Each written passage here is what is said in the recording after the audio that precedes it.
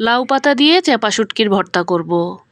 এভাবে লাউ পাতা দিয়ে চেপা শুটকির ভর্তা করলে কিন্তু 1 প্লেট ভাত নিমেষেই শেষ করে ফেলতে পারবেন।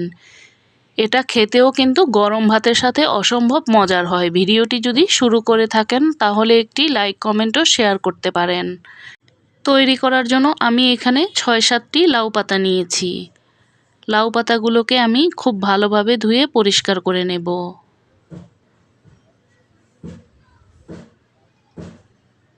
মাঝখান থেকে এই রকম আঁশগুলোকে ফেলে দেব।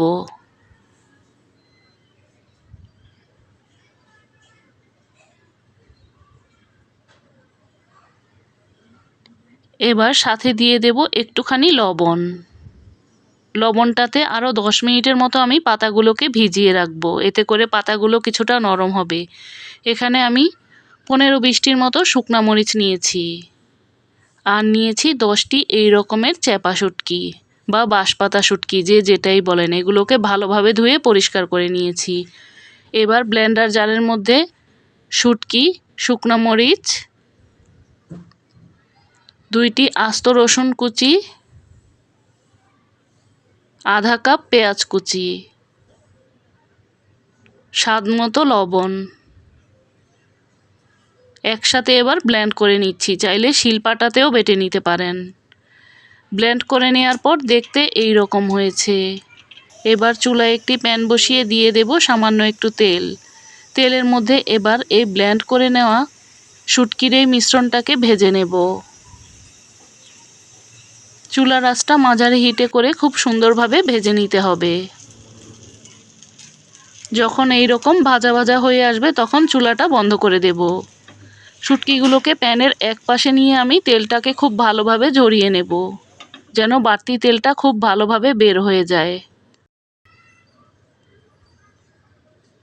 লাউ পাতা থেকে আমি আঁশগুলোকে খুব সুন্দরভাবে ফেলে দেব।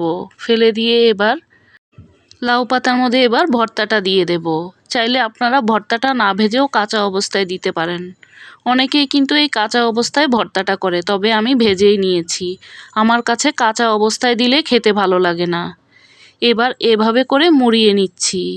মোড়ানোটা আপনারা আপনাদের পছন্দ অনুযায়ী করে নেবেন।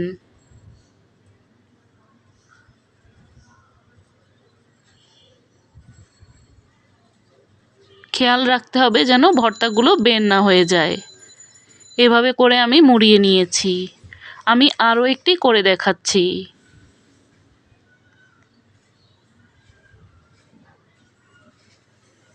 এই ভর্তাটা কিন্তু গরম গরম ভাতের সাথে খেতে ভীষণ মজার। যারা এখনও এভাবে তৈরি করে খাননি তারা অবশ্যই একবার এই রেসিপিতে ট্রাই করতে পারেন।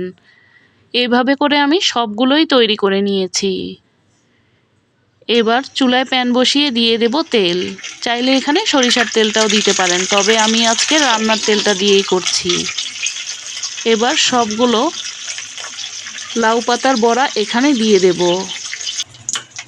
দিয়ে এবার চুলার আঁচটাকে মাঝারি লো হিটে করে এগুলোকে উল্টে পাল্টে ভেজে নেব।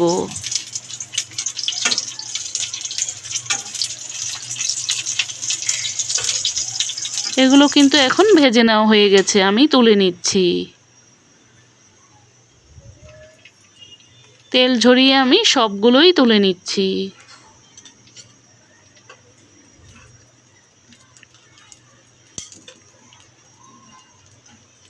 আপনাদের যতটুকু প্রয়োজন ততটুকুই তৈরি করে নেবেন। এক্ষেত্রে পরিমাপটা কম বেশি হতে পারে। এখন পরিবেশনের পালা। এটা খেতেও কিন্তু ভীষণ মজার হয়েছিল।